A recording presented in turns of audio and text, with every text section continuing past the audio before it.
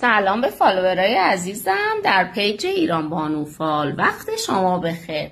اومدم با یه فال قهوه ارمنی. نیت کنید، انرژی بفرستید. میخوام ببینم امروز قهوه برای شما چی داره بگه.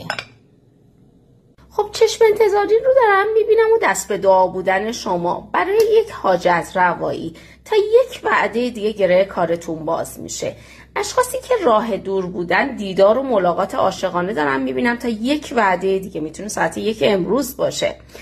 اگر محدود شدید از نظر مالی توی محیط کار، بهتون دارن سخت میگیرن، اطرافیان دارن بکن نکن به شما میگن، دستور میدن، از این اسارت رها میشید. کم مونده.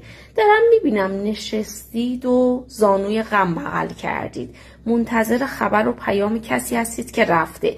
به زودی تا 2 وعده دیگه به شما این خبر و پیام به وسیله پیامک تو اینستا تو فضای مجازی میادش. اول پیامش میاد، بعد خبر خوش، جشن و عروسی، بدو واسه شادی دارم میبینم زیر سقف خونتون. مراقب اطرافیان باشید. حسادت دارم میبینم. ببینید تمساحی که اینجا به من داده از افراد حسود دور و برتون داره میگیره. نیش و کنایه‌ای که میکنم بر اثر حسادتی که به شما دارن. پس مراقب اطرافیانتون باشید.